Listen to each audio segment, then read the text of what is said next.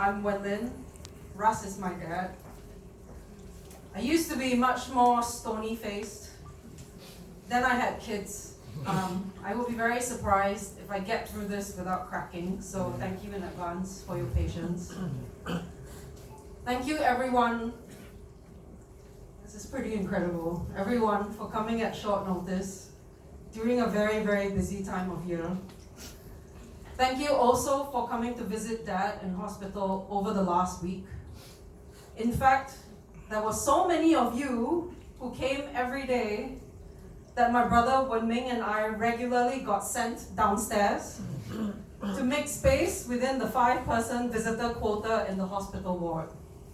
So, the Starbucks and the Yong Tau Fu stall at Changi General Hospital also thank you all.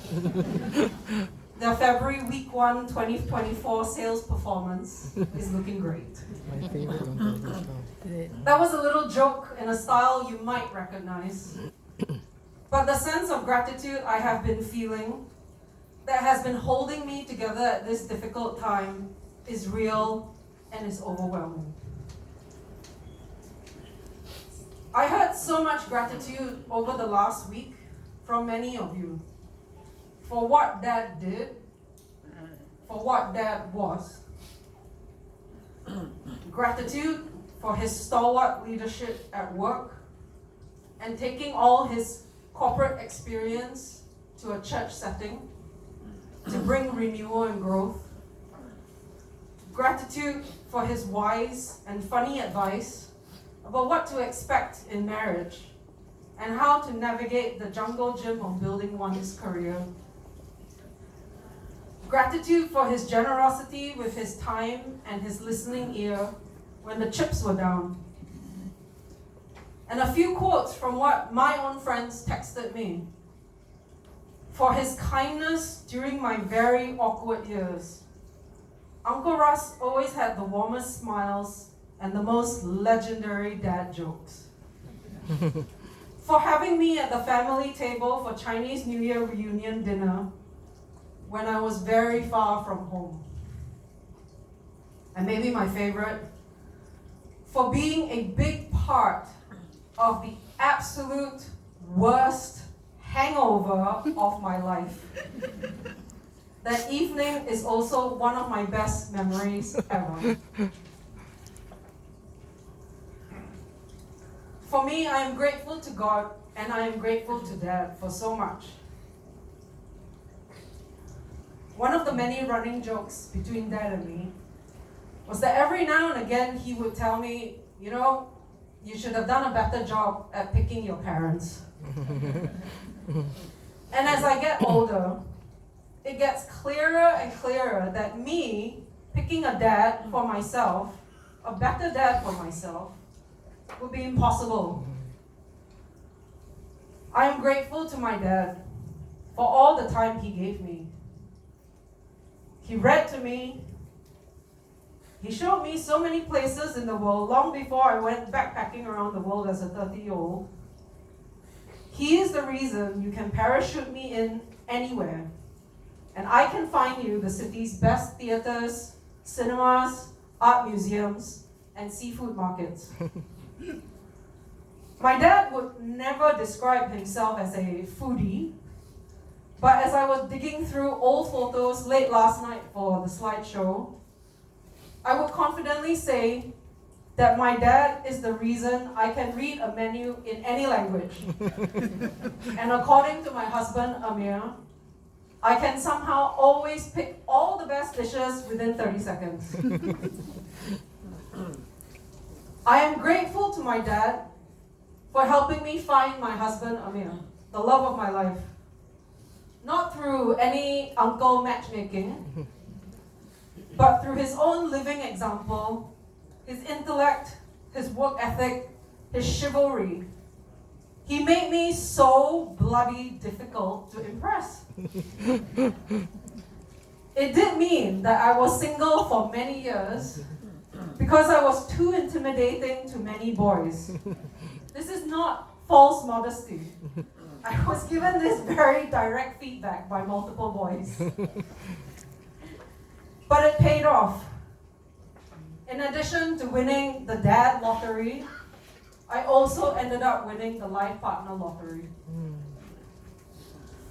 I am grateful to my dad for his unwavering faith in me, to pick and to forge the path forward, be it for school or new job opportunity.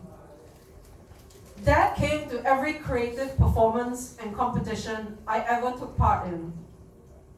He kept a print archive of every newspaper article I ever wrote.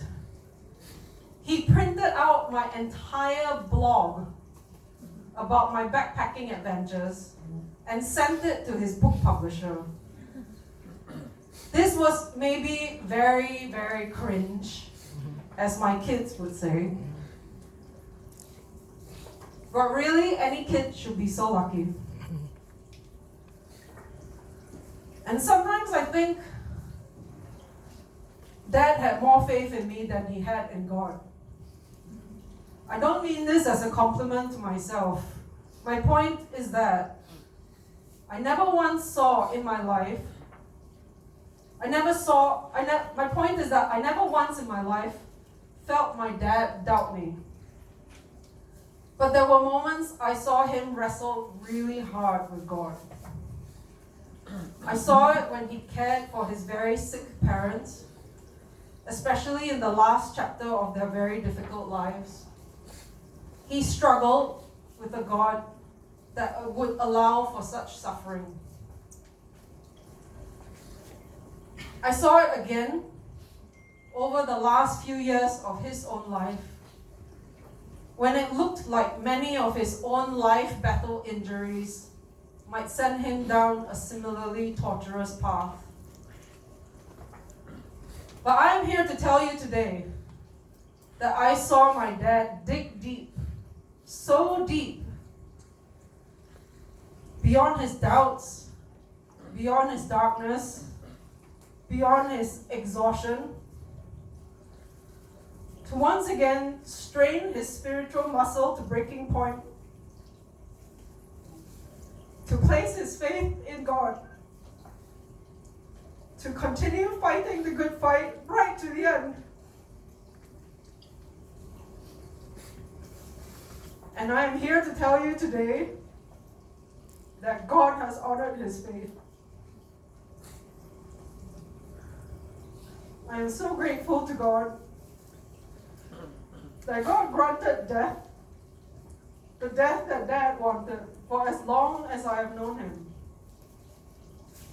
I am grateful also for the little things, that Dad's last meal on Wednesday last week included his beloved siobak. I am grateful for all of you who have come to show how rich Dad's life was.